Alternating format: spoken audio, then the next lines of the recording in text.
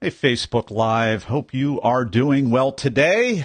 It's a little cooler out. The fall weather has followed me down from Moosehead Lake, Maine, where I was enjoying a little bit of a break from Be the Talk. There was no talking last week. There was not even walking the walk. There was just a whole lot of little bit of kayaking in 51-degree rain in Maine. There was enjoying Bar Harbor. There was enjoying Narragansett, very close to Cape Cod, and there was a whole lot of other things. But I want to talk about you and your talk, and I want to talk about emceeing, which is a different kind of thread, and that kind of surprisingly weaved its way into my wonderful, restful vacation. And I'll share that. But first, if you are watching this, sometimes I just really come away from these things wondering, who's out there? How much has Facebook throttled my reach now that everybody and the grandmother are doing videos? I'd love to see you pop up. Actually, this is a good time for me to take my tip, my tech tip from my coach, which is really funny because you think, Nathan, you don't need a tech coach. Well, I'm gonna pick up tips from anybody that I possibly can. So I'm actually gonna watch myself on here on live. And Lita, can't wait to have you on the talk. See, I'm already learning. There we go. We've got some thumbs up, but I can't see who on this third-party software, but I can on my phone. So. Now, Lita, I will not be, and comment and let me know if I am is it Lida or Lita? But Lita's going to be here on Wednesday. Lita, am I pronouncing your name correctly? I can see your comments now right here, which is really, really cool, but I don't want the delay. But Lita's going to be on Be the Talk this Wednesday. I've got a schedule. My friends, lead a horse to water. All right, I was right the first time. All right, awesome. But you can't make him drink. Yeah, perfect. Okay, awesome. How much is the latency time from when I'm responding to your comments? Is it more than 5 seconds, or is it better than that? If so, I'm going to turn this off and preserve my bandwidth. I will not be doing this during Be the Talk, because I do not want all of my devices to self-destruct. Not bad at all. Thank you for that feedback. Awesome, awesome, awesome. Okay. Oh, there's a window that's popped up. Okay. Well, cool. So we got Lita coming. I've got 9 guests back to back in a 3-hour window. I've never had this happen before where I've had so many back to back. That is why I put a break in at the 90-minute mark, and then at the 3-hour mark, and then at the 3-hour mark I do a break, and I'm going to do an evening session, which I don't want to say this, but I will say this for anybody's benefit, that may actually serve as a backup session if there are any tech issues, or if I get too backed up. I can do this, and I have done 5 interviews in a 90-minute session. Haven't done almost double that back to back, but this is going to be the first time on Wednesday. Since Lita is here, I got to say, her talk is so amazing because she does work with the military and helps them transition back into civilian life. And she does that very, very well. The story was very, very compelling.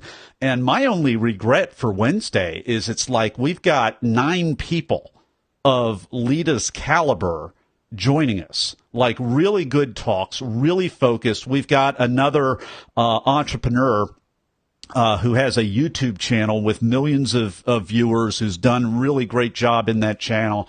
It is going to be outstanding. And I am just really looking forward to all of this. So where shall I start? Where shall I start? And if you have comments, questions, let me know where you're watching from. Lita's watching from the Denver area, if I remember correctly. Uh, as I said, I was on a little bit of a Be the Talk break last week in beautiful New England. I had never been past just a little bit of Connecticut before.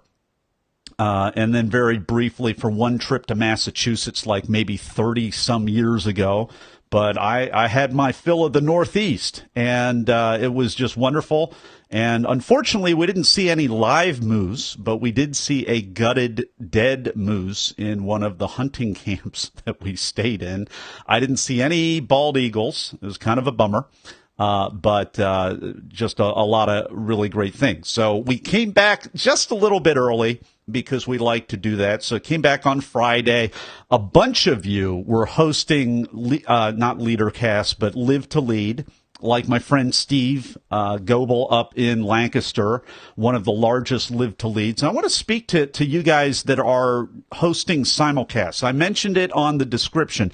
You're hosting leadership simulcast, as I've done for a few years as well. And you're hosting live events, or maybe you're putting them together, or you're doing your own events, or maybe there's a wedding, or maybe there's a funeral or a memorial service or something like that. And it's funny because the role of the MC, any kind of support role, any kind of event management, it's the kind of thing where if it's done well and when it's done well, you completely take the whole thing for granted. I mean, you take the whole thing. You take the organizer for granted. You take the sponsor for granted. You take whoever put the piece in there. If it was entertaining and you were entertained, the evidence that it was successful and you were successfully entertained is that you were not thinking about the mechanisms and the mechanics behind the scene. And that said, in the same fashion, the evidence that maybe something didn't get pulled off that well is that you noticed what didn't go well. And it's kind of like the sound dude in the back, or maybe the sound lady, but usually it's a dude. And that's a good thing because, I would like the ladies to be spared the monotony and sometimes the abuse that the sound tech gets in all kinds of situations. So, I mean, when the sound tech, when there's a problem with the microphone or when there's a problem with the PowerPoint clicker and the slides aren't advancing, everybody knows. Everybody knows. And you don't want them to know. You want them to feel entertained. And frankly, you want them to sign up for the next event and support the next event so that you don't have to go on the line. And we're talking about events right now. Ricky Shetty, Mr. Event Planner Extraordinaire, Mr. Mobile Digital Nomad himself, should be taking a nap right now, I think, because he's in a time zone, but I'll let him figure that out. Good to see you, Ricky.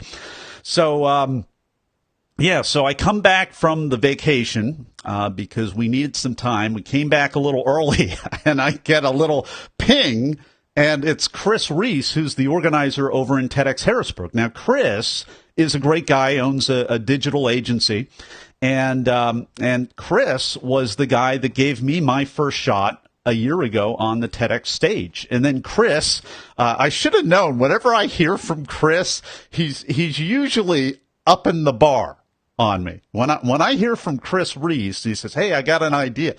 I should know that this means the bar is being raised and it's being raised outside Nathan's comfort zone. So I find out the last time this happened a year ago. Okay.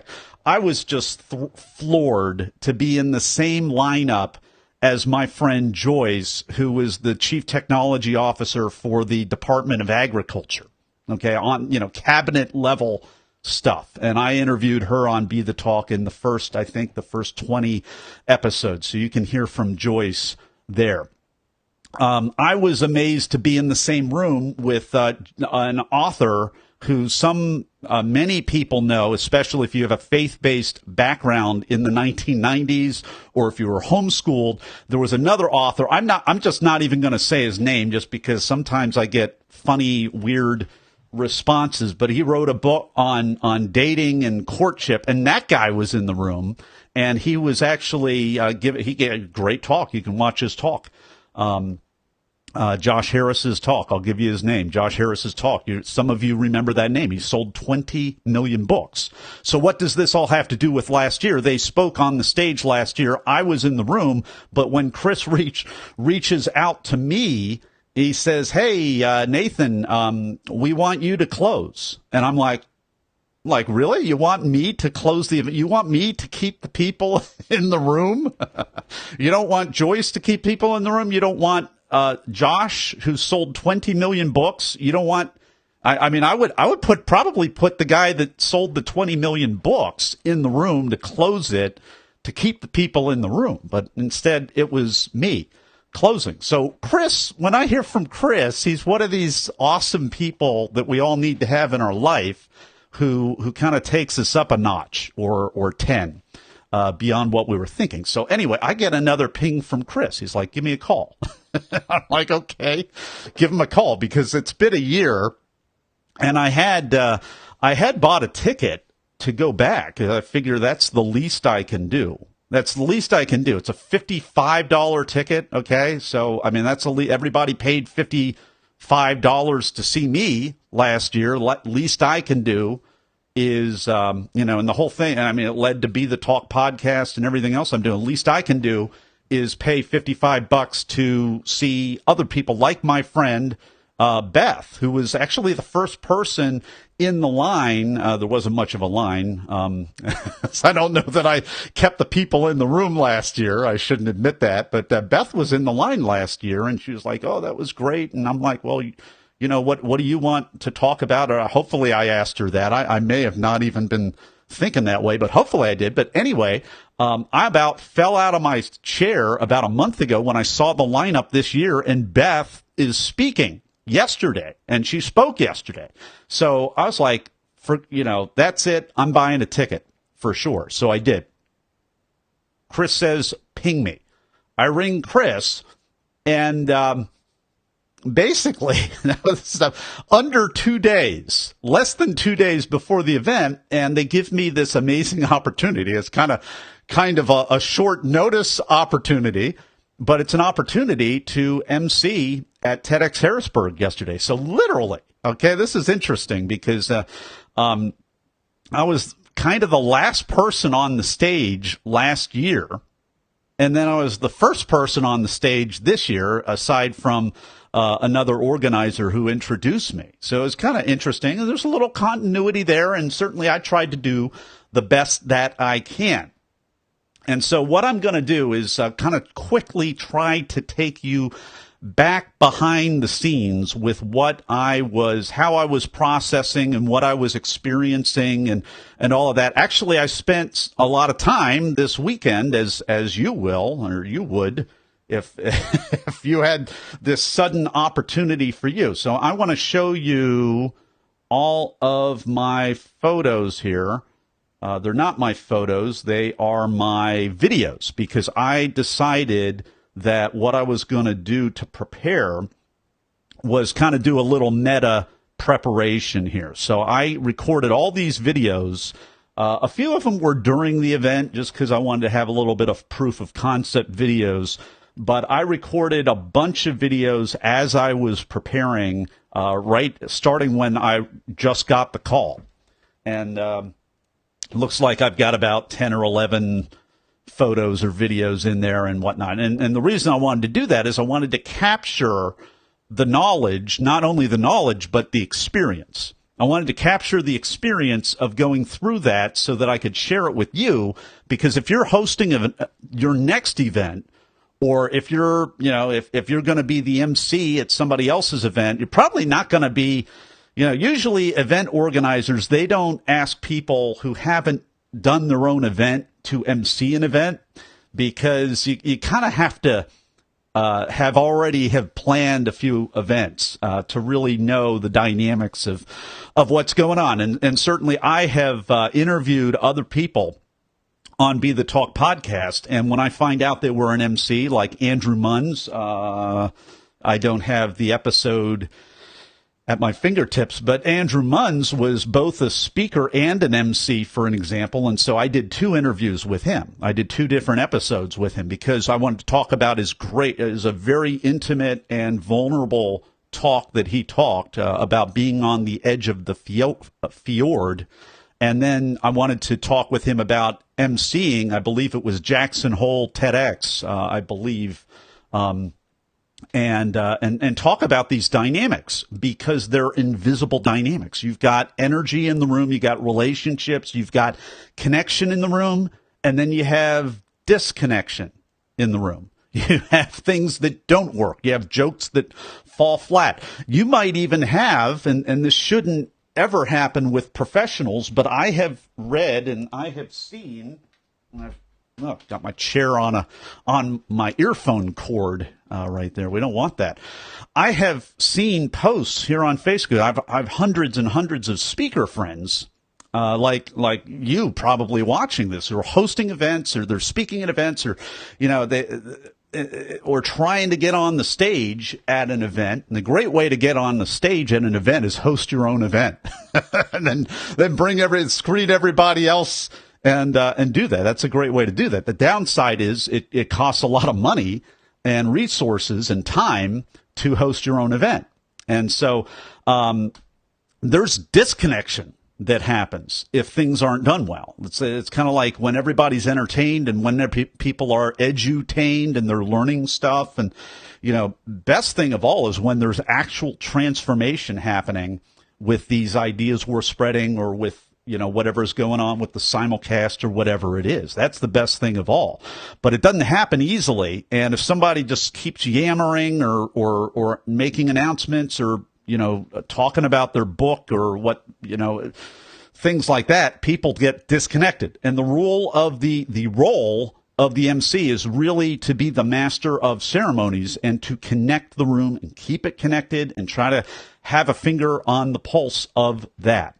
Now, I'm going to screen share some of the mind map that I just made because I was talking to a friend of mine, finger talking to a friend of mine, and she was asking me how it went. And I was like, I haven't figured out my learning yet. And I think I'll do my Facebook Live today about what I learned, or some of the things, really, really big picture stuff that I learned, because I've emceed other events, not too many other events, but I've emceed other events. And so, little commercial, you see it right down here. I don't really want this to be about what I learned. I want this to be about your talk and, I wasn't wrong, getting your talk accepted. Okay. So the whole 100 talks in 100 days, that's not me giving 100, or that's not me emceeing 100 things in 100. No, this is about you giving your first TEDx talk or whatever it's going to be. Fill in the blank on the talk. Right there. Most, TEDx is the lion's share right there. It's great to do my second event with TEDxHarrisburg, and I've been involved a lot in other places in the past as well. So, I'm tired of, I see the same advertisements and the sponsored ads and all of this stuff. And I'm tired of that. I wanted to create resources that people could use while they're jogging, while they're working out, while they're driving, whatever. And I've created over 250 recorded episodes right now. And I'm starting to get challenged that, hey, Nathan, it's time to really optimize what you have instead of just interviewing 11 people like I'm going to be doing on Wednesday, 9 people in a row. And then at this point, 2 people in the evening. There's actually a couple of open slots for people should they choose to respond quickly to that. And frankly, I mean, with Be the Talk podcast, since I'm on the topic, you got to give your TED talk, or you got to give your Q talk, or your Idea City talk. And there's, I think, another one, Big TED. I've had a few Big TED guests who have been amazing. You got to give one of those 4. Why? Because they're idea-centric and they're short form. And, Toastmasters doesn't count. It's not idea-centric. It's speaker-centric. And there's nothing wrong with that.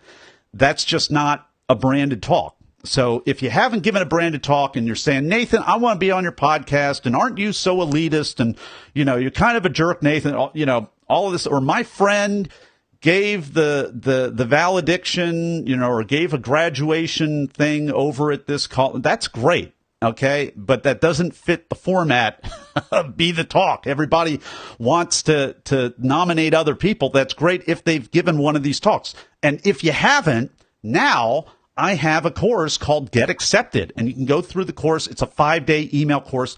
Is it hundreds and hundreds of dollars? Is this one of those cheesy bait and switch Facebook friends of a friend's? Well, no, it's free. And you know what? There are other resources that are also complimentary, like the podcast. And then there are other resources that I'm building in beta right now, invitation only. And very soon they're premium resources because it's premium community and premium access. But I want to, I'm realizing some of my friends who kind of ripped me a couple new holes, facial holes, I guess. But they ripped me a little bit in a good way and said, you've got to optimize what you have because it just kind of feels like you're just in your own little room interviewing everybody and the grandmother. Well, I'm not, because it's only everybody and the grandmother that gave a talk. the way we define the talk. So all of that, I want to make it clearer because I have this little mysterious mystique thing that I like to do, and frankly, it's not effective enough to really help people directly. My little hints are not getting the job done. So I have resources. I want you to use them.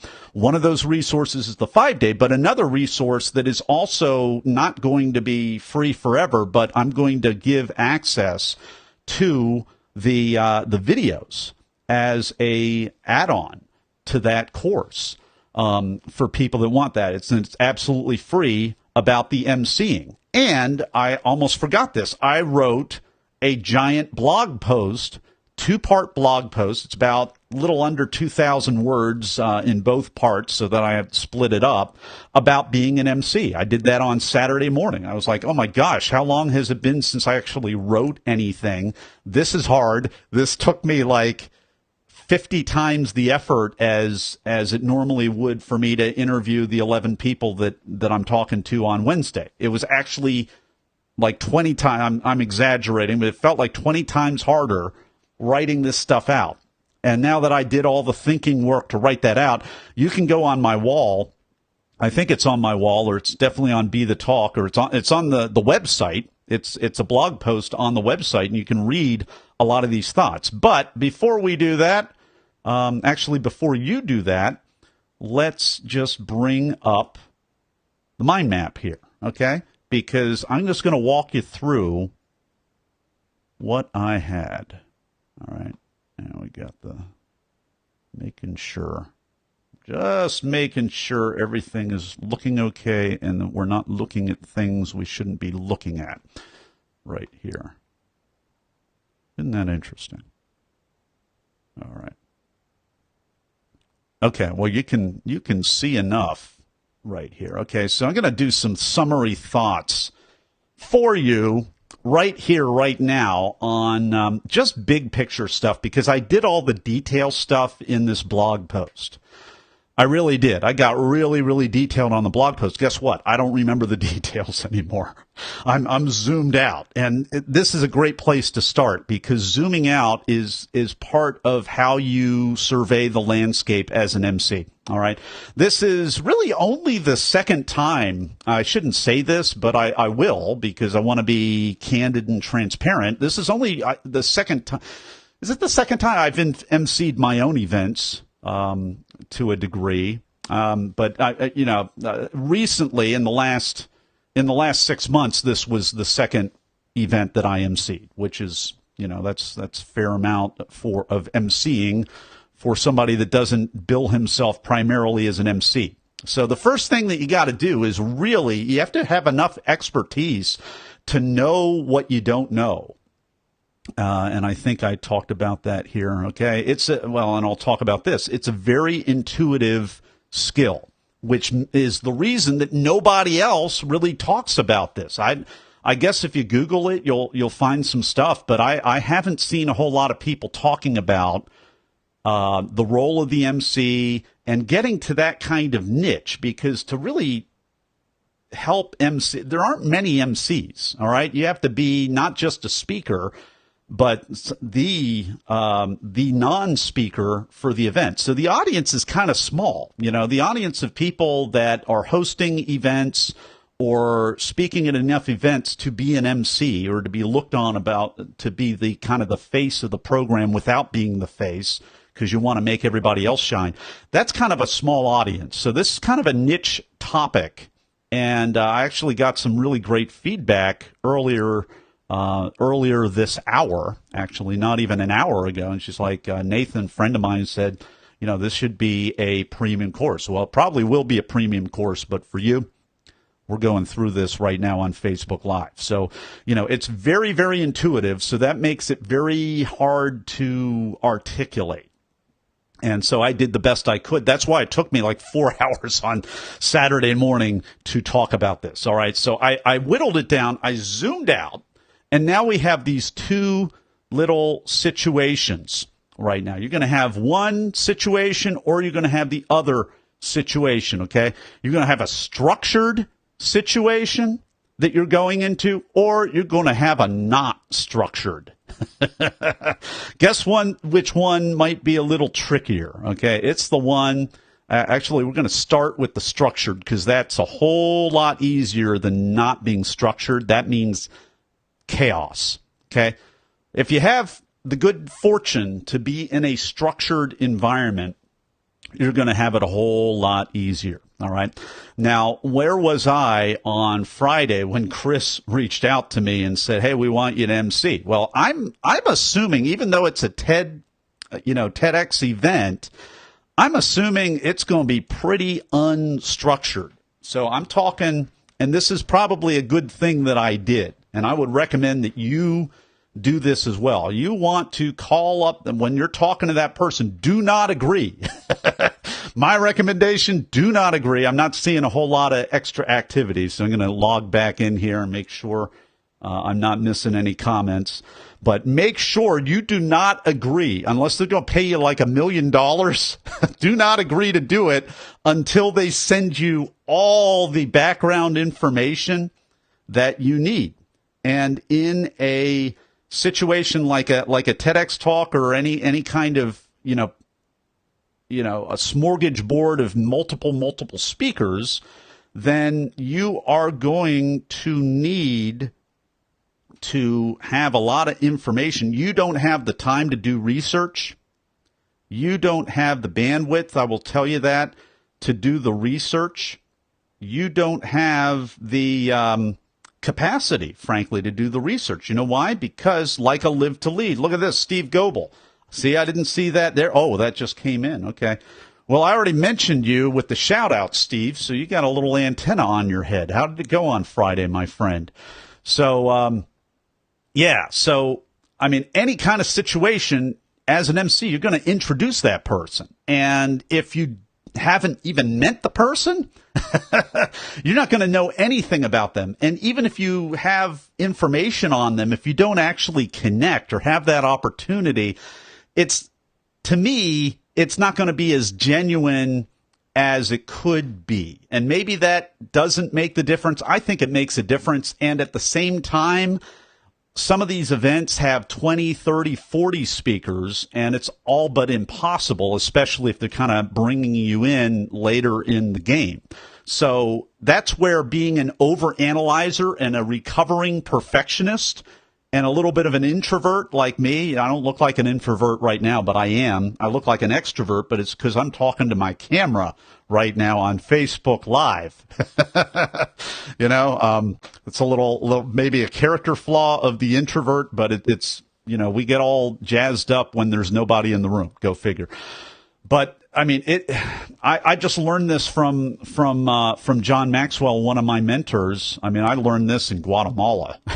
Actually, I learned to connect with people, and I learned to be flexible in Guatemala. And some of you watching, you might have actually saw some of the fruit of that. You might have been in the room to see the little transformation for Nathan learning how to be flexible. So I want to be flexible, yet and it's good to be highly organized and be a little bit plan oriented, because you got to have some kind of a system. And if it's not structured, man, there's no system. And so unless you can be an unconscious competent, which I don't think anybody is, unless you've done enough events and hosted enough events, and you just know, the emotional dynamics and the emotional intelligence and what's at stake and, what's overdoing it and, all of the nuances that I don't have time. I mean, I could list out and bore you and filibuster about 27 nuances right off the top of my head right now. This is hard when it is not structured. So let's talk about structure. Turns out I thought that the situation would not be structured, but I ended up having my own structure and then walking into a pretty structured environment, which is easy. Okay. When you have a structure, here's what you do. Two options. Number one, follow the structure. Okay. Number two, if you have something that you can add, or if you have enough experience to kind of evaluate the situation and read between the lines, and if you are absolutely sure that you know what you're doing, you can enhance the structure. All right. I'm just going to give you the outline here, and then I'll go back and tell you what I actually did yesterday. I know this is going to be an extra long Facebook Live. However, it's going to be repurposed as part of that premium How to Hire the Right MC, which probably How to Hire the Right MC product will be a product that, for those of you who are hosting your own simulcast or event, the product will also include a license for you to send to the MC that you hire or the multiple MCs that you may hire as a condition, so that you know that they know what your expectations are. And again, it's because it's so loosey-goosey, it's so intuitive, it's so nuanced, it's so emotionally intelligent, or completely brain dead. Because if you're not going into the situation as a highly emotionally aware and situationally aware, like microsecond by microsecond, you go from making other people look amazing and being an amazing MC to being in the way really, really quick. So this might be a good product. I'm starting to sell myself on this product. So your options are, so we're going to do two laps. I'm going to give you the theory, and then I'm going to give you what I did, and I'm going to speed this up. Follow the structure, and if you can, enhance the structure as long as you're not hot dogging all over the place. And it takes a little bit of relationship, a little bit of experience. Okay. Now, when you are not structured, and I'll give you situations like when you get the call a couple of days before, it's wise to assume it's not too structured. Okay. And you're going to have to draw heavily on what your existing experience or other people's experience is. So I had this situation, and then I had another situation a few months ago. This was not a business event. This was a family wedding. Okay. Immediate family member reaches out to me and says, Nathan, we want you to MC. And then my family member, I'm not going to give you the gender. Okay. Not gonna make it that specific, but I said the same thing to the family member. I need to know all of the timeline that you have. Give me what my mentor calls a TikTok, just a second by second outline of exactly what needs to be done. And that's their responsibility, because I, as the MC, potential MC, am making it the event organizer or the person getting married. I'm making it their activity, maybe walking them through it a little bit, but I mean, it's expectations management. So I get my information back from the family member, and it was a little bit of an outline. It was kind of basic. It was too basic. It always is. And they said, Nathan, we want you just to read verbatim this. And then they had their verbatim thing that they wanted me to be reading during the wedding reception. Okay. And I knew that wasn't going to work. But did I tell them? Did I get in their way? No, I didn't tell them that. I just I just thought to myself, so that I guess I was being a hot dog, but basically what I realized is, okay, I'm going to let them think that they're, and that they're in charge and that I'm going to do everything. But then when it comes down to it and they see how chaotic it is and they're getting married, and doing all of that, and they're not going to have the bandwidth to micromanage what I'm doing. I'm going to do what I know works. Okay. This is, if you're joining us right now, that is the context of a family wedding in which you are asked to MC. That is not in the context of a business event where you are hired to be an MC. Okay. But when you have a not structured situation, you kind of have to figure out, how could this go? And you really got to, you got to do some preemptive, not just expectations management, but kind of cover your backside a little bit, cover their backside, because they don't know what they're doing a lot of times. So that's consulting, basically. Okay. What does it look like when it's not structured? Okay. First question, do we know what we don't know? Okay. Do I know what I don't know about what this situation is? And I had to ask myself that because I thought I was going into an unstructured, TEDx situation where there is a general structure, like you're going to have, 5 or 10 people talking or more people than that talking. You're going to introduce them. You're going to get out of the way. So I know that. But, what else don't I know? I don't know what the turnover was from the team that I knew last year to this year. I don't know all the dynamics. I don't know what the heck is going on. Here's another thing I don't know, the potential potholes, if I don't know what I don't know. All right. So here's what you got to do. You got to go in with the plan. In the words of Paul Simon, make a new plan, Stan. Right. And you don't have to be coy, Roy. You just listen to me. All right. Hop on the bus, Gus. You don't need to discuss much. Drop off the key, Lee, and set yourselves free. Right? 50 ways to leave your lover. Paul Simon. All right. Go in with a plan, Stan. All right. So this reminds me of a life experience that I had. I once received a master's degree. I did not receive a master's. X that. I once took out student loans, relocated, and went through a graduate program successfully. It was a good program, okay? And this program was a fairly new field, and it was so new that they had limited curriculum. And so it reminds me of the time I got this degree, and the whole point of the degree was to be able to interview really smart subject matter experts who were really senior and really technical, and they had this like real specialized knowledge that they didn't even want to share inside the company that was paying their wages every week. They still didn't want to share it with them because they knew that if they retired, then they could go back and basically hijack the information that only they knew and sell it back to the company as a consultant for 3 or 4 times what they were making. Okay.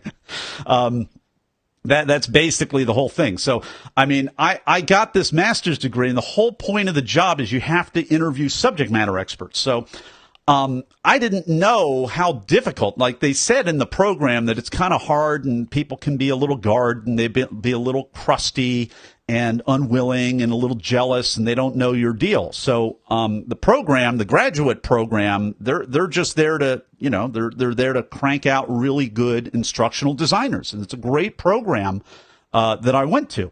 But you know what? I went in and I didn't have a process. So I knew it would be difficult, but I just kind of showed up, kind of like you could show up as an MC, just show up.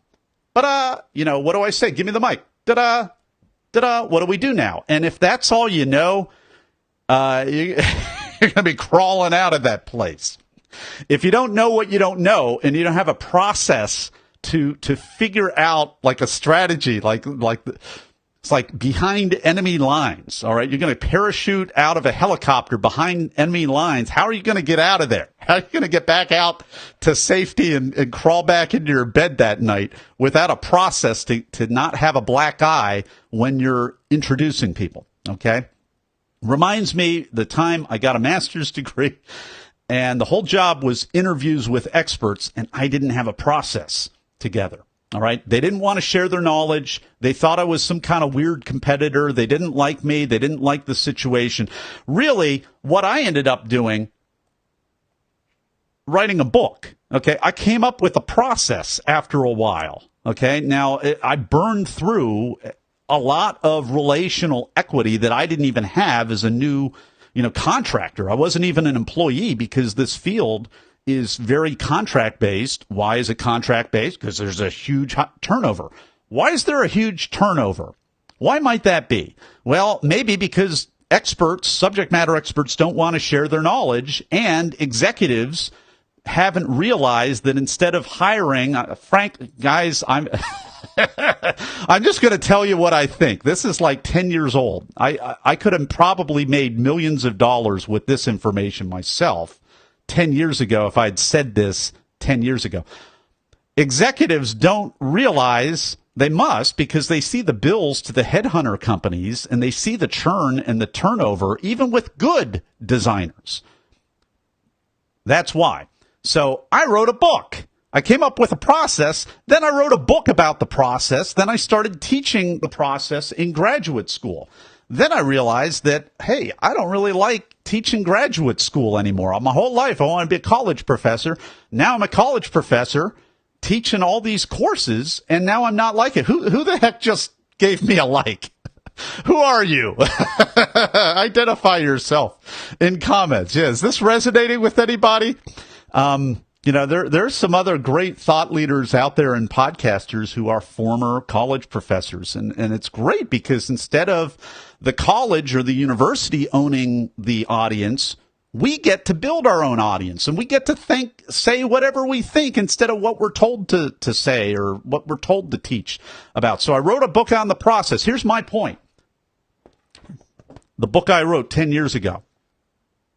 It's a 10-year younger me right there. Okay. It doesn't have the lines and the, all of the stuff. This is a young, youthful lad right here. What's your process? Okay. What's your process? You're going to have your own process. If you don't have a process to MC stuff, you can borrow my process. You can take my process. Okay. I just want to help you. All right. So I already said this, but I shot some videos about the process this weekend. I can't remember what I said. Oh, here's the offer. Free offer for you. If you're watching this Facebook Live and I haven't yanked it down and bundled it with this course right now, if you PM me, why am I saying private message me? Why am I saying that? Well, frankly, this is a very narrow niche of people. If you are hiring an MC, or if you're putting on your own event, if you're hosting your event, or if you are actually in the place where you're MCing your first event, if you haven't MC'd a whole bunch and have your own process by now and don't care what I think, if this would be useful to you, private message me, because I don't think that there are that many people other than simulcast hosts and event hosts who really need to know this knowledge. So private message me. I'm going to bundle all of those videos up, send it over to you. And and want to hear what you think, frankly. All right. So part 2, what happened? What happened, Nathan? I'm going to check and make sure I'm not missing any new comments here. I'm going to enter my passcode. Come on. Here I am live. All right.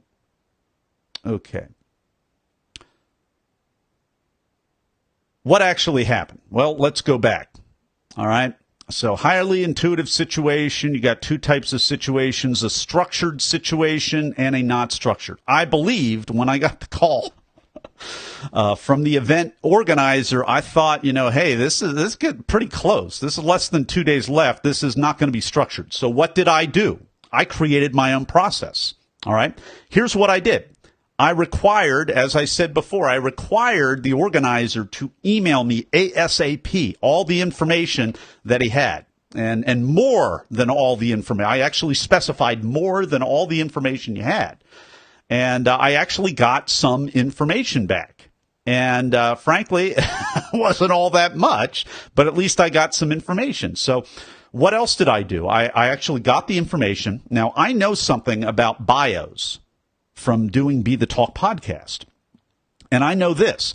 People usually write awful bios for themselves. And, these weren't awful bios, but grammatically speaking, you'd be surprised how many fragments, run-on sentences, and tongue twisters that people write for themselves. If they actually read their bio that I'm going to read as Be the Talk podcast host, and I don't have a whole lot of time because I'm interviewing people, 9 people on Wednesday in a 3-hour slot with no break. And, there will be a break, but, no formal break. And I've become very adept at, practicing the read because it's going to be a tongue twister. If I hit the record button, I'm going to stammer all over that. Well, I don't get to do that when I'm on the stage. All right. Think of the context of you actually, we called this as, in the world of being an expert's expert, an instructional designer, we called it the learning content text when you're training people and they're learning in a little controlled cubicle environment versus what this is, the performance context, when you are on the stage, on camera, hundreds of people packing out the room, and you only get one chance to read that, and you don't want to be stammering, stumbling over the tongue twister. So what did I do? I went into Evernote. I did about an hour's worth of free editing for all of the guests, for all of the speakers, all 9 of them. I went through, I practiced reading their bio out loud and the tongue twistery parts. Some of them were tongue twister, and I just started editing with great sensitivity, great sensitivity to their intent, but I just used words that weren't totally different, but commas and double infinitives and all of this stuff, I just simplified it so that I would be able to say it, without changing anything big. And then actually, if there was one that wasn't really written well, then I would take more liberties on the ones that were not written well and have more glaring things. And the ones that were really well written, I tried to really minimize that. That's one way I can control and prepare for the environment. Another thing that I say in the videos that I almost forgot to say, and there are so many angles to go with this, but I thought I prepared to be present. So I actually did the bio thing pretty late in the day, the morning of the event, which is fairly late, but the day before, I'm preparing and practicing being present. I'm practicing being flexible. I've been in, probably at this point, I've probably been in dozens and dozens of live TEDx events. And so I know the dynamics of how things go. Like you might have a speaker in there, and I mean, this almost happens every time when they come in and they're talking about grief and bereavement and death and tragedy or, abuse or something really, really sensitive and heavy. Okay. Your job as the MC, your job, I'm going to flip back out here to, full screen here. Let's go out to full screen. All right. Your job is to, full screen. No, I want to, over here. That's what I want to do. Okay. Your job in a sensitive or deep or troubling or whatever, your job is to connect the room, keep the room connected. And there's an energy level in the room. And you want to keep that energy upbeat. You want it to be forward-moving energy. That was the best phrase that I could come up with. Now, is that my phrase? I don't know. But I don't hear too many people talking about this. So forward-moving energy in the room is very, very important. And, somebody comes in there and they're talking about, their dog got ran over and then there was a tragedy and then they were attacked in some way or what, and then there was a kind of a pithy a comment or lesson, and maybe the energy is kind of low and subdued, all right? And then they're like, thank you. And they walk, because you have to, one good thing about Toastmasters is you're never allowed to say thank you at the end. Like they will not, it's like you cannot say thank you, but in a TED Talk, you kind of have to say thank you or else the people don't clap, which is something I learned last year when I determined not to say thank you and the people didn't clap. And I ended up in a staring contest with the audience for awkward millennial year seconds that were there. little bit of a bunny trail. But what are you going to do as an MC? Here's my point. Okay, deep, sad, somber talk. The person says, thank you, and they walk off the stage, and the people are like, and because a lot of time, and sometimes it's a really well-delivered talk, and sometimes people are just like, boom, it's like body blow. And it's not because the person wasn't skilled, it's because they were skilled, and they did get people to connect, all right? What do? You're the MC. You got to bring the energy back to a forward-moving energy. And I think, the expert himself, Mr. Expert Brendan Burchard, of all people, I think I saw him talk about this in a video where he had somebody had a heart attack in one of his seminars, and they had to call the ambulance, and then the meds kept there, and the guy's right in the front, and they have to, all the paramedics have to go right in the front, do the CPR, haul the guy out of there. I think the guy was okay, but all the people in the Brendan Burchard event are freaked out because they don't know if the guy's going to be okay. They don't know. And Brendan Burchard basically said, and he's the only person I've heard talk about anything like this. So I'm gonna credit the guy for speaking to it. I mean, he talked about the need to acknowledge what's going on in the room. Okay, so a not so good MC, when you have a really hard hitting, serious talk, or a tragedy, or an emergency, or a fire alarm, or something, or just something embarrassing or cringy or something like that. Maybe not cringy, but they're going to find some way to recenter and rebalance the energy of the room and refocus and reconnect the room. And a lot of times directly acknowledging, it's like, hey, let's all have a few moments just to recenter ourselves, because we want our friend and our colleague here in the room today, we want him to be okay. And let's just send out some, prayers or thoughts or healing energy or whatever languaging you want to use.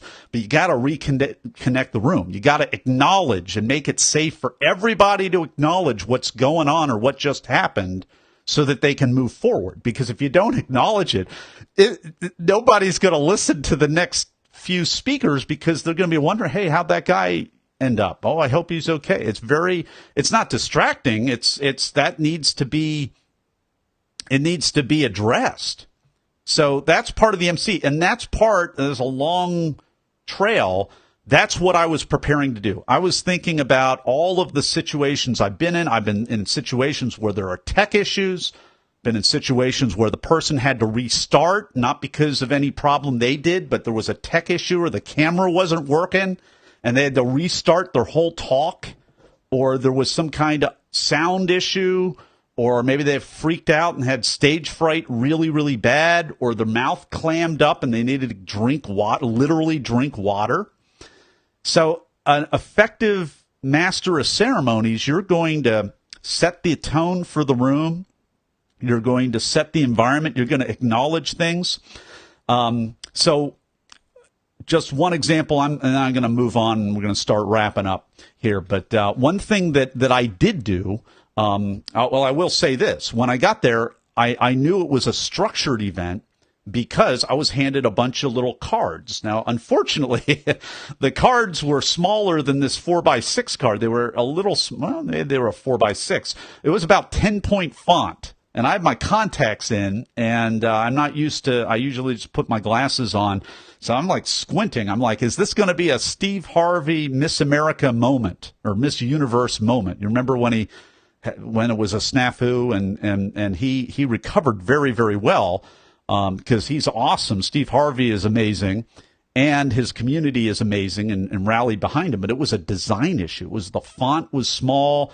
It was confusing, and that's why he actually said the wrong finalist's name. It was the cue card. It was the design snafu, and you got lights in your eyes and all of that stuff. So I get this card, and at least I know what I can say, but I'm like, I don't want to read a card, but I will read the card because I want to respect the preparation. But what can I do to enhance the preparation? So there were some things in there that were actually a little redundant, and I X'd it out because I don't want to steal the thunder from the next person by giving the highlights of their talk, and I don't want to take any more time than necessary. So those were a couple of things that I did that were different that you might end up doing if you are in the exact same situation that I was. But you're not going to be in the exact situation because this is a highly nuanced situation that you will find. And every event is totally different. You got to be on your toes. You got to be super present. You got to value other people. You got to help other people shine. And you got to be situationally aware like nothing else that you have ever seen. Was there another thing that I was going to talk about? Oh yeah, specific example. So my first speaker gets up there. I introduce the first speaker. I actually, after doing the introduction of the obligatory TED intro video that you have to do, or else they won't renew your license if you don't, put that video up there, and a few housekeeping items, and I little customized that a little bit. But I did say right off the bat, I said, hey, we've got some amazing speakers. The ideas spread from this stage today, right now, are going to change the world. So let's be a warm and gracious audience. And, if there's ever any kind of, hesitation or delay or technical issue, what we can do to demonstrate our support is just to applaud the people. And that's something that I got from being involved in another great location and event and a series of them. That was kind of par for the course over there. It's a great thing to do to kind of charge and deputize the audience to be warm and supportive and just speak that out. Because, we want it to be warm and supportive. And most TED speakers are not. Most people don't know this because it's all professional speakers that want to be on the stage. But many, if not most, TEDx speakers are not professional speakers. They're subject matter experts, or they're other people that have been through, amazing events and have taken amazing ideas we're spreading. And so that's why it's an idea-centric platform. That's why it's so great. So one way we can help out is not by expecting perfection, and the MC can help set the tone and the emotional temperature of the room. I want it to be nice and warm, nice and toasty in there, okay? And we had an opportunity with some clicker issues. Frankly, PowerPoint slides are always an issue. It just seems like no matter how prepared you are, sometimes those don't work. And then we had, the first speaker up there did a great job. Man, great intro speech. And he kind of brought it down. He kind of did like a guided meditation at the beginning, which was great. But it lowers the energy of the room when you do a guided meditation. Everybody's like, they're all like meditating, and they're all kind of, out there somewhere. So I came back out, and I can't even really hear the first speaker because the acoustics backstage are very hard. We didn't have a monitor. So you're kind of flying blind, and it sounds like whoever's speaking sounds like the teacher or the person on the phone from Peanuts, like Charlie Brown on the phone, wah, wah, wah, wah, wah. That's kind of how it sounds. So, but I knew he was doing like a guided meditation, so I just kind of did a little check to everybody. Hey, great job to our speaker. And I looked at the audience. I said, hey, is everybody back? You back now? Are you ready for the next one? Because we had done this meditation thing. So I just try to acknowledge what the audience was experiencing, which was kind of different from what I was experiencing backstage, because I was standing up. I didn't even have a stool to lean on or rest on. I'm just standing up the whole time because it was such a tight backstage area that we didn't have, and we had other people coming in and out. We didn't even have room for stools in there. It looks like my dog is walking around. So those were just a couple of things that I did as MC that helped. And you did a good job as an MC when they express gratitude and they really mean it afterwards, because they're not going to be grateful if I ruin things. That will not help things out. So anyway, it was a successful event. Great job, TEDxHarrisburg. Third annual conference. It's great to do year one. And a lot of times there might not be a year two, but there was a year two, and I was blessed to be a part of that, honored to have the privilege of being a part of that and wrapping out year two. And then, in a way, opening year three as the MC and just trying to, which is really hard, I must say. Those of us with performance backgrounds, if you are in the performing arts, if you're a dancer, if you are a rock musician, if you're a classical musician, if you are a theater actor, really hard to keep in the moment with all the eyes and the camera and the lights on you, and it's not your performance. And instead, you're a mirror just reflecting the light on everybody else, and it's tough. Not because we're egomaniacs, but because so much of our preparation that we've done is to perform. And so it's hard to have the camera and the lights and all of that, and being right in that mode where, I've given, dozens and dozens and dozens, probably scores and scores. And a lot of people, if you've stuck with it as a performing artist, then you've done hundreds and hundreds of performances in your career. And it's just hard to be in that environment with all of these unnatural things that are natural to you because you're performing and yet not perform. And yet to realize, there's somebody else that's speaking. There's somebody else that's performing. This is not my performance today. This is their performance, but it feels all the triggering sensations and all the stimuli. I guess what I'm trying to say, all the stimuli gets you in the zone to perform. And yet, as an MC, you're not performing. You're shining the light on other people. That was the real challenging thing for me, and possibly for you too. Anyway, this is just a sliver of the onion. There are a lot of other directions to take this. And if you're watching this and this is part of the product that you paid money for, and you want me to address something that I didn't address in here, or you've got comments on that, or you'd like to be, possibly part of a panel of alumni of this course, I'll just throw that out there because I didn't think and vet that in my head. But if you'd like to be a part of a future panel, should enough people respond, just reach out to me and give me your ideas. And I think that would be interesting consideration for the 2.0 version of this. Take care, everybody. Thanks for watching. Thanks for sharing. We'll see you for Be the Talk interviews on Wednesday. For those of you watching this live broadcast on Facebook Live, got 11 amazing interviews happening on Wednesday, as well as some really amazing changes and improvements in the works. And I'm not really sure completely what those improvements are, but I know there are going to be improvements. Take care, everybody. Go out, rock your next event.